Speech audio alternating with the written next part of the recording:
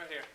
Noah Kuhn with the uptake. On the Shepherd Road incident, I've got two reporters down there, and they're also with a Minnesota Public Radio reporter, and they're being told that they're detained on Shepherd Road. They were down there reporting.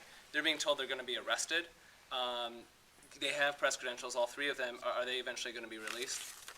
I can't answer the question as to whether we released it because I don't know what they've done down there. If all they were doing is standing down there and they failed to leave when we made the order for dispersal, they may well be taken into custody, but I would expect that they would not be held for an extended period of time. But I can't speak to that because I don't know what behavior would be the basis of the arrest. Two quick follow-ups. What's your exact estimation of the protesters, in terms of numbers? And is the calling in of the National Guard tactically admitting that you didn't have enough security personnel to handle the events of today? The approximate number of protesters, the groups have been averaging 20 to 30. We probably had 6 or 7 different groups that were there, so between 150 and 180 is a reasonable ballpark. The National Guard was part of our original plan. They have been part of our plan from day one.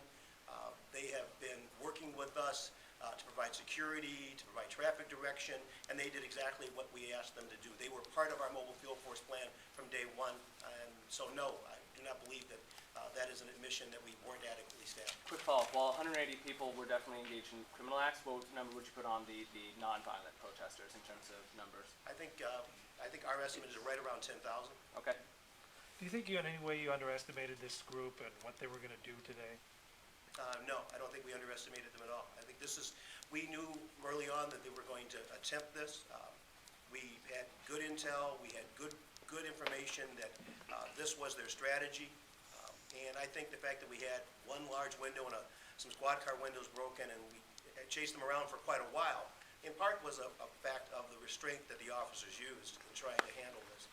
But no, I don't think we underestimated the numbers or the intent of the criminal element that might come to St. Paul. So how many total officers were injured, Chief?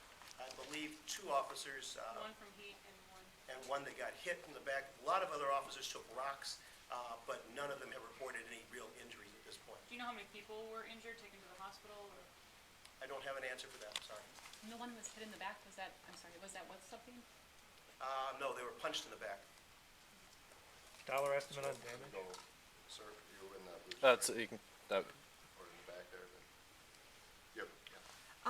Where are the people who have been detained being held? Because I know in Denver they had a holding facility that they had created. Now, if you've checked, I believe since all of these arrests were made in St. Paul, they would all be taken to the Ramsey County Law Enforcement Center, which I think that actually the difference between the Denver Holding Center and the Ramsey County Law Enforcement Center is quite notable.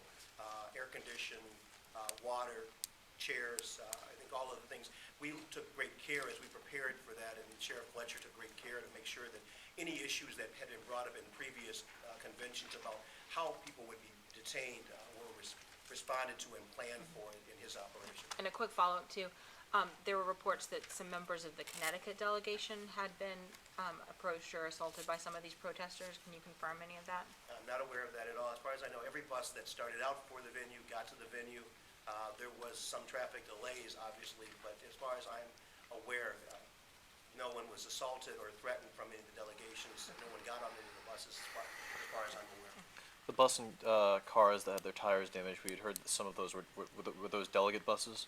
I believe one delegate bus had a tire flattened. The other ones, I believe, were squad cars or other cars in the area. Flattened or slashed? Sorry. I believe we had, the bus tire was flattened and the car tires were slashed.